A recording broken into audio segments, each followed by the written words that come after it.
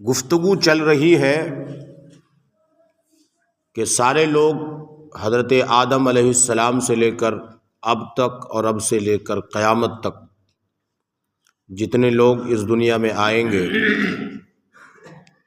سب کو دنیا سے جانا ہے اور پھر میدان محشر میں ایک دن حاضر ہونا ہے۔ وہاں کیا کیا پریشانی ہوگی، اس کی کیفیت کیا ہوگی، اس کا نقشہ آپ کو بتایا گیا۔ اس کے بعد آخر میں سارے اہل محشر کبھی حضرت آدم کے پاس، کبھی حضرت موسیٰ کے پاس، کبھی حضرت عیسیٰ کے پاس، کبھی حضرت نوح کے پاس، کبھی حضرت اسماعیل کے پاس، کبھی حضرت اسحاق کے پاس، کبھی حضرت ابراہیم کے پاس علیہم السلام، انبیاء علیہم السلام کے پاس جائیں گے اور جا کر کے فریاد کریں گے کہ ہمارے حال زار پہ رحم کیجئے، کرم کیجئے، ہماری شفاعت فرمائیے، ہم سب پریشان ہیں۔ آخر میں سارے اہل محشر کہاں جائیں گے؟ ہم سب کے آقا محمد الرسول اللہ صلی اللہ علیہ وسلم کے پاس جائیں گے اور رسول کریم کے پاس جا کر اپنا دکھڑا سنائیں گے، اپنی پریشانی پیش کریں گے اور التجا کریں گے، فریاد کریں گے۔ اس دن سارے لوگ میرے آقا سے مدد مانگیں گے۔ آج بہت سارے لوگ رسول اللہ سے مدد مانگنے کو شرک کہتا ہے، وہ لوگ بھی میدان محشر میں میرے آقا کریم صلی اللہ علیہ وسلم سے مدد مانگیں گے۔ یہاں ایک بات آپ کو بتا دیتا ہوں، اگر رسول اللہ سے مدد مانگنا شرک ہوتا تو رسول اللہ کی ظاہری حیات میں بھی شرک ہوتا، رسول اللہ صلی اللہ علیہ وسلم کے انتقال کے بعد بھی شرک ہوتا اور میدان محشر میں بھی شرک ہوتا، کیونکہ جو چیز شرک ہو وہ کبھی جائز نہیں ہو سکتا ہے۔ جو شرک ہے تو وہ ہمیشہ شرک ہے، سب جگہ میں شرک ہے۔ سمجھ میں آ رہی کہ نہیں؟ تو پتہ چلا کہ رسول اللہ سے مدد مانگنا جب رسول اللہ کی ظاہری حیات میں جائز، میدان محشر میں جائز، تو رسول اللہ سے مدد مانگنا آج کیوں جائز نہیں ہے؟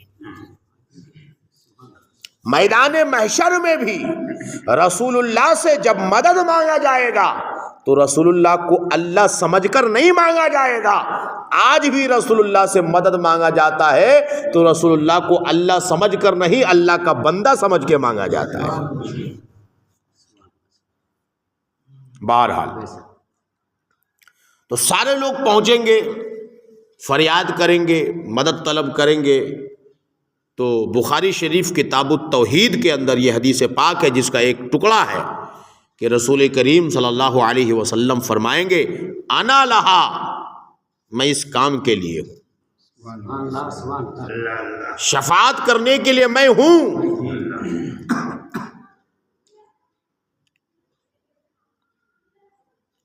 انا صاحبکم، میں ہی وہ ہوں جسے تم جگہ جگہ ڈھونڈ رہے ہو۔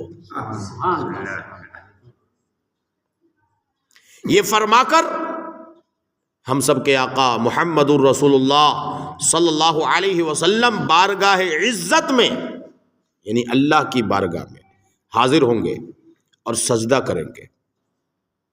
اللہ تعالیٰ ارشاد فرمائے گا، یا محمد ارفع رأسک وقل تسمع وصل تُؤْتَى واشفع تشفع۔ یہ حدیث پاک کا ٹکڑا ہے، سمجھ رہے ہیں؟ صحیح مسلم شریف کے اندر یہ حدیث پاک موجود ہے، کتاب الایمان کے اندر۔ مطلب کیا ہے اس کا؟ اے محمد سب پڑھیے صلی اللہ علیہ وسلم. اے محمد صلی اللہ علیہ وسلم اپنا سر اٹھاؤ. رسول اللہ صلی اللہ علیہ وسلم تمام اہل محشر کے دکھ درد کو سننے کے بعد، پہلے ان کو دلاسا دینے کے بعد، پھر اللہ تعالیٰ کی بارگاہ میں جائیں گے اور اپنے سر کو سجدے میں رکھ دیں گے. اب جب سجدے میں رکھیں گے تو اللہ تعالیٰ فرمائے گا اے محمد صلی اللہ علیہ وسلم اپنا سر اٹھائیے.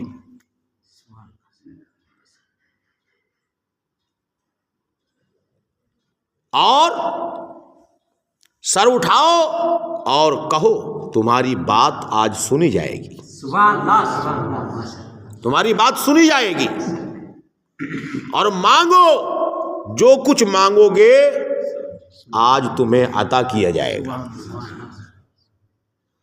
اور شفاعت کرو، تمہاری شفاعت قبول کی جائے گی. اور ایک دوسری روایت میں ہے وَقُلْ تُؤْتَى، فرماؤ تمہاری اطاعت کی جائے گی. اللہ اللہ. پھر کیا ہوگا؟ پھر تو شفاعت کا سلسلہ شروع ہو جائے گا. یعنی رسول اللہ صلی اللہ علیہ وسلم سجدے سے سر اٹھائیں گے اور شفاعت کا سلسلہ شروع ہو جائے گا.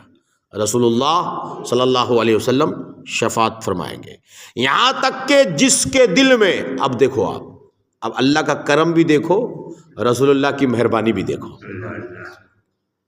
یہاں تک کہ پہلے بتایا جا چکا ہے کہ اس وقت حالت یہ ہوگی کہ باپ بیٹے کو نہیں پوچھے گا، بیٹا باپ کو نہیں پوچھے گا، ماں بیٹی کی طرف نہیں دیکھے گی، بیٹی ماں کی طرف نہیں دیکھے گی، دوست دوست کی طرف نہیں دیکھے گا. یہاں تک کہ انبیاء علیہم السلام اذهبوا الی غیری کہیں گے، اذهبوا الی غیری کہیں گے.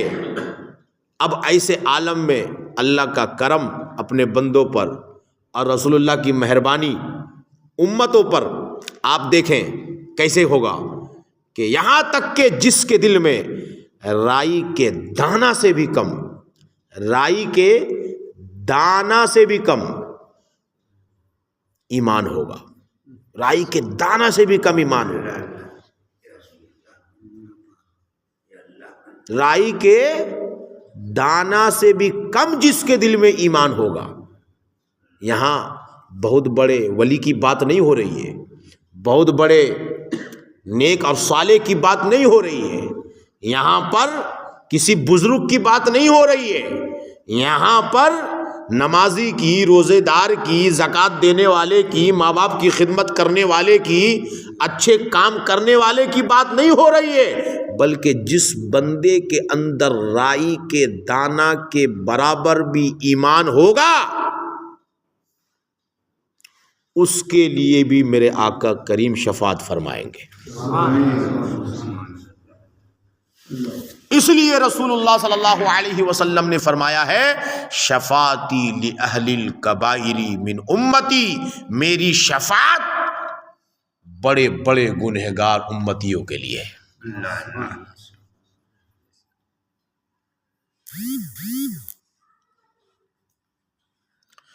اسے بھی شفاعت فرما کر جہنم سے نکال دیں گے.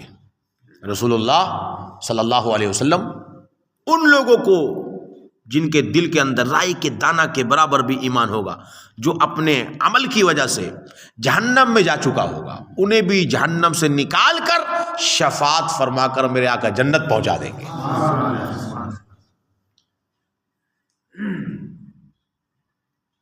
یہاں تک کہ جو سچے دل سے مسلمان ہوا، اگرچہ اس کے پاس کوئی نیک عمل نہیں، خالی مسلمان ہو گیا ہے، کوئی عمل نہیں، لیکن مسلمان دل سے ہوا ہے،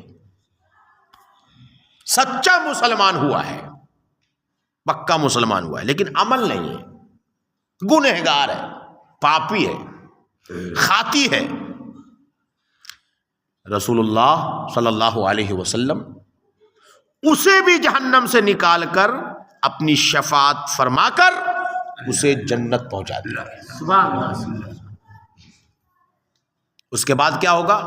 اب تمام انبیاء اپنی امت کی شفاعت فرمائیں گے۔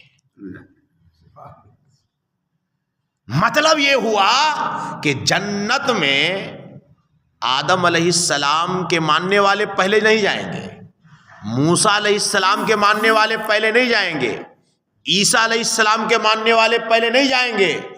جنت میں سب سے پہلے میرے آقا کی شفاعت سے میرے آقا کریم کی امت جائے گی۔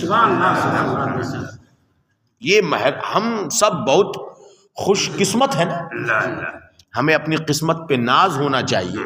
اگر اللہ تعالیٰ چاہتا تو ہمیں موسیٰ علیہ السلام کی امت بنا کے پیدا کرتا، عیسیٰ علیہ السلام کی امت میں پیدا کر دیتا، نوح علیہ السلام کی امت میں پیدا کر دیتا، اللہ کی مرضی۔ مگر رسول اللہ صلی اللہ علیہ وسلم کی امت میں ہمیں پیدا کیا، یہ اللہ کا کرم نہیں تو اور کیا ہے۔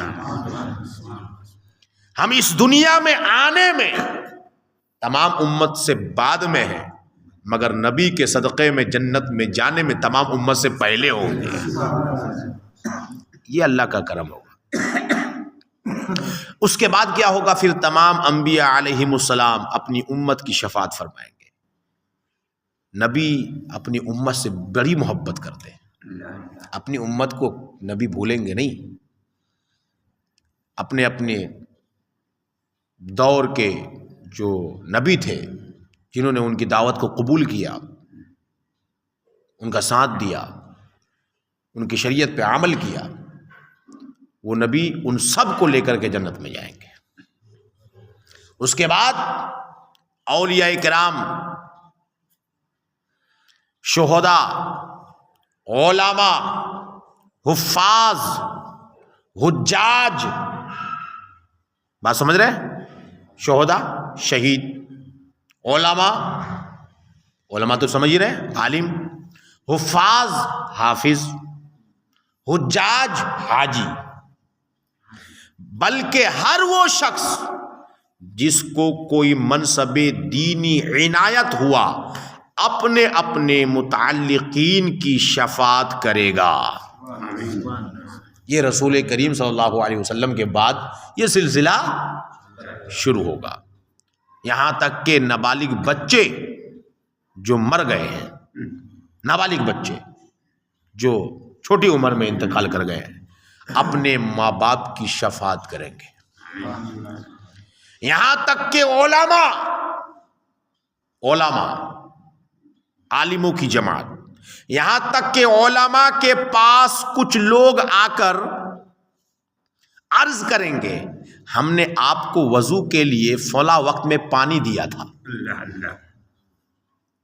ہم نے آپ کو وضو کرنے کے لیے فلاں دن فلاں وقت میں فلاں مسجد میں فلاں جگہ پر ہم نے آپ کو پانی دیا تھا وضو کرنے کے لیے۔ کوئی کہے گا میں نے آپ کو استنجا کے لیے ڈھیلا دیا تھا، کوئی کہے اب اس طرح سوچتے جاؤ، کوئی کہے گا میں نے آپ کو کھانا کھلایا تھا، کوئی کہے گا میں نے آپ کو جو ہے چائے پلایا تھا۔